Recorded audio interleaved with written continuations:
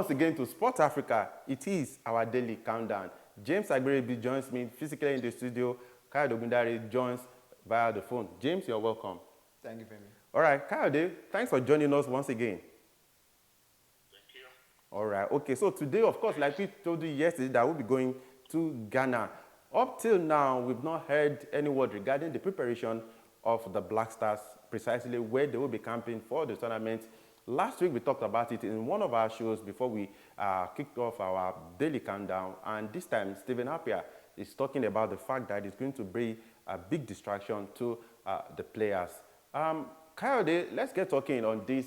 Remember, we talked extensively over this, and up till now, the GFA, we don't know what's actually going on between the GFA and the Black Stars recruiting as well. I'm sure he must have submitted the programs, but we haven't heard anything yet.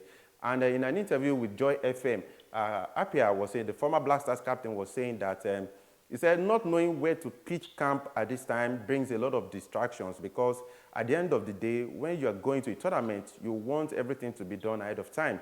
Here we go. We still do not know the venues where the team will go to camp. We hope that whatever is happening, the GFA knows better. Kayode, do you think GFA actually knows better? I think Stephen Appiah was just being diplomatic. From every indication, they do not appear to know anything, let alone knowing better. Because if a team is going to go to a major competition like the AFCON and under 30 days, nothing is communicated to the public. Of course, we know that there are internal channels of getting across to the players and officials. But hey, you also have to carry the fans along, because you need them to be the 12th person on the pitch for you, rooting for you, especially when you are playing in your next door neighbor's backyard. So for me, by not carrying the fans along, it doesn't appear that they know what they are doing. Femi, I'm sorry to say. If you want to tell us, give us a rundown of your plans for the next 30 days, next 27 days before the kickoff of your first game. Let anything short of that just be diplomatic, in my opinion. Okay, James, the not GFA now, the Black Stars, they are in what you can describe as perhaps one of the most difficult group in this tournament. Because if you are in the same group with Egypt, you are in the same group with Cape Verde now no longer pushovers in African football. Then even Mozambique, we saw the international friendly with Nigeria. It was the Super Eagles were only lucky to win by 3-2. If you are in this sort of group and you haven't put anything in place regarding campaign, forget the fact that, okay, Cote d'Ivoire is a contiguous country to Ghana. How would you really describe that?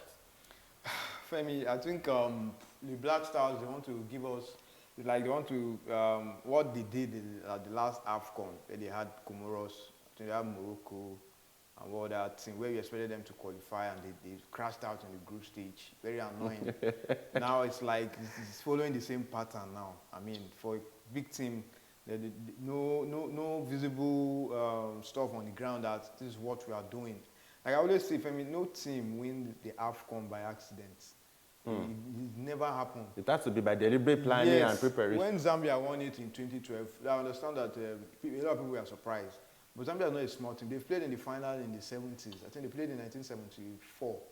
And they got to the final in 1994 against Nigeria. Yeah, in 2010, you see the signs, because they got to the progression, that kind of progression. It took the Super Eagles a penalty shootout win against them. Then they went, it bulk of that, they were still there. So you see, it wasn't by accident, it was a deliberate plan, and they were able to achieve it. So for the Black Stars, it's sad, because fine, you say that on the normal days, you expect the Black Stars to qualify from this group. But with what we saw the last time, there's no guarantee, because it seems they keep struggling with the teams we expect them to blow away. Look at the qualifier; they had to wait till the final day before they were able to qualify.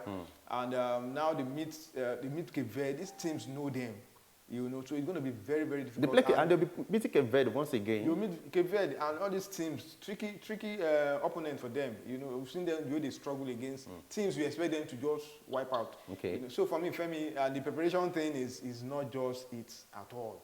There's nothing. Nobody's saying anything. Everybody's just looking, and by the time the competition starts, you now be the same wailing, shouting, and accusing of things. Now, I hope they will not come for Chris Hughton's neck, because he's not the one that's going to call for. He's just. He's getting used to it already. He's getting used to it, which is very bad. I mean, you don't win Okay. a major tournament. You don't go to major tournaments with this kind of attitude at all. It doesn't all go well. Okay, Kyle, permits me to play maybe the devil's advocate, or let's call the GFA some slacks, because I want to believe that they wouldn't just deliberately ignore enabling the Black Stars to prepare for this tournament. And I'll tell you why. I remember before the playoff with Nigeria, the playoff for the 2022 FIFA World Cup, nobody knew anything. Nobody even knew the players that Otuado at that time had come to camp.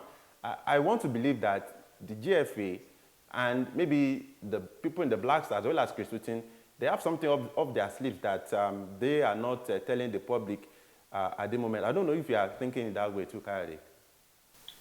I do not agree with you, Femi. There's no surprise. What are they keeping their mystery players or whatever you are talking about? Who are they keeping them away from? Stop this. I mean, whatever you have collected from them. I should be telling you that because you have Ghana, you have Ghana, you have Nigeria. I have no ties to Ghana. I always support the Black Stars. Hello, Kyle, are you there? Whatever you collected from them, there's nothing like them having a joker. If you have a joker, I mean, we are not saying you should divulge all of your plans to the public, but you give us a rundown. Okay, this is what we're going to be doing. The players will be camping. Of course, I don't expect them to camp in Europe for obvious reasons. For me, it doesn't make any economical sense, especially when every federation is struggling for finance. But Super Eagles, they'll be camping in Abu Dhabi. Femi, it doesn't make any sense whatsoever. The players are coming from Europe. Europe is in the throes of winter at the moment. So if they are coming from Europe, you don't need them to still stay in that kind of climatic condition. Very cold. You need them to stay in a Where it's warm. That is not only warm, that is similar to that of where they're going to play. And no other place that I think they should stay, in my opinion, than to stay in Ghana. Because Ghana have the same weather conditions with Ivory Coast. So let them stay at home. That will save you foreign exchange. It will even allow you to monitor them. Then you just give strict instructions that the players and officials are not to be disturbed. Okay. Nobody is welcome. And in their hotels, this is not too hard to do. But we just always want to go the hard way every time. Okay. James, Kayode has said it. He will support the Black Stars camping at home.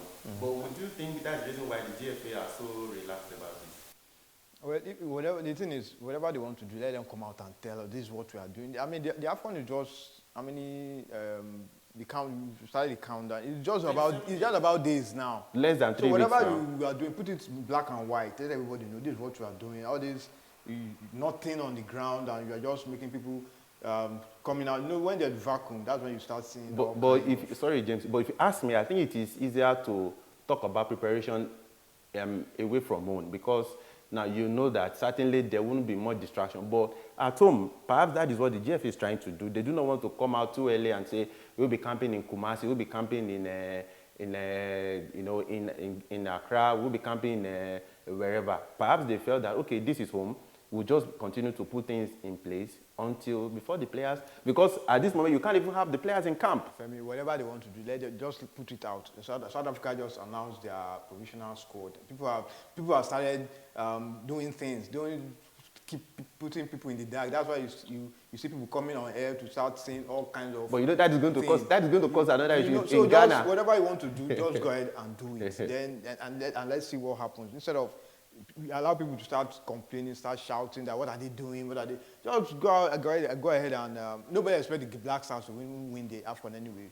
But if they win it, I mean, I won't be surprised because they're one of the biggest teams. They've won it before.